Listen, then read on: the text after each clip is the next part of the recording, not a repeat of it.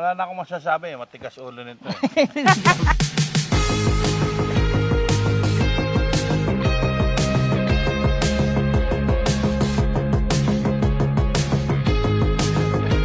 Alright.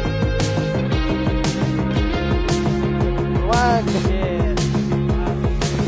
Nakatingin, hindi alam ang gagawin. Nauutal ano ang dapat kong sabihin.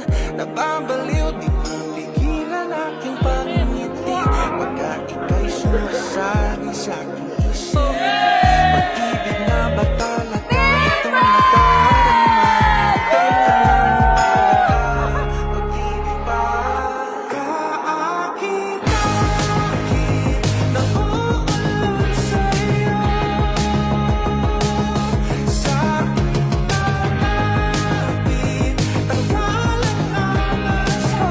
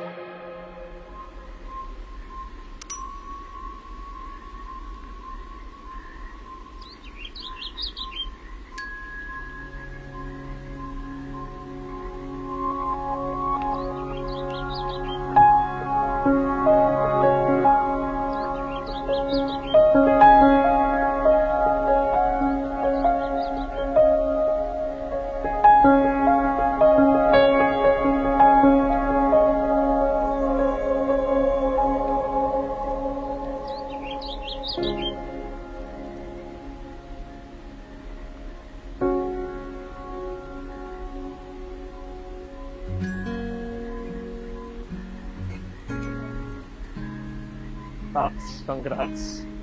Thank you. Big day.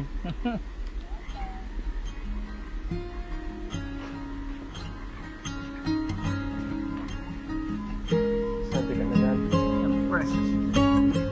Sino ba hindi? Congrats, Papi. Thank you, thank you.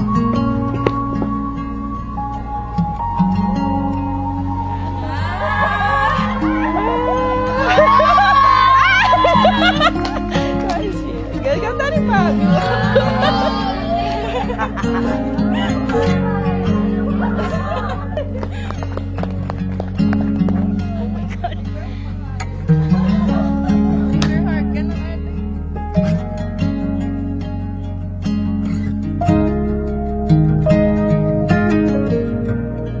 Okay. So, nagkakilala kami sa AUF, sa side ng PS building. And then, that moment, I was there. That time kasi tambay ako sa lugar na yun. So, siya rin, nagkataon bumili siya ng candy. Nakita niya ako, nakatambay ako sa cellphone. Nilapitan niya ako. She asked me, friend mo ba si ganito, gano'n, si yung kaibigan ko nga daw. Sabi ko, oo, friend ko siya. Tapos yun nga, doon na nag-start.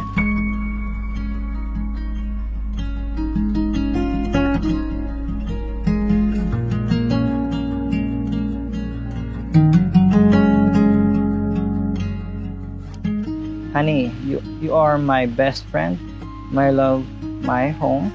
And from this day forward, hanggang sa huling hininga ko, ikaw at ikaw lang ang pipiliin ko. My dearest Ryan, 7 years ago, I still remember you captured my heart by being exactly who you are. The kind, sweet, and loving person I have ever known. You have been my best friend through the good and bad times since way back in our college days. You're always there for me. Who would have thought that from being best friends, we've turned into lovers? And now we're getting married. At first, you were not my ideal man, but suddenly, I fell in love with you unexpectedly.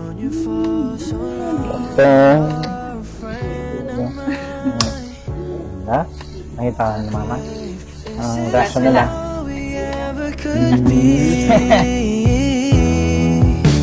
You tell me about the love you've had.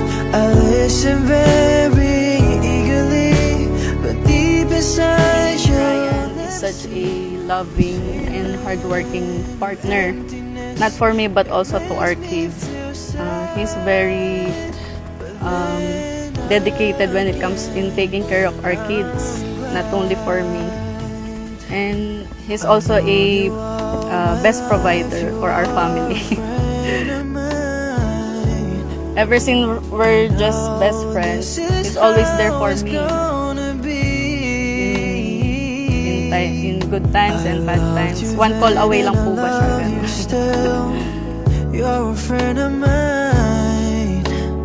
Now I know friends are all we ever could be. You tell me things I've never known. This feeling. Natutuwa ako sa kanya. And the second is, she is very kind. Walang pagkambait niya. Kasi nga, dati, yun nga, lagi niya ako nililibre. Tawag pa namin nga nun, Soy.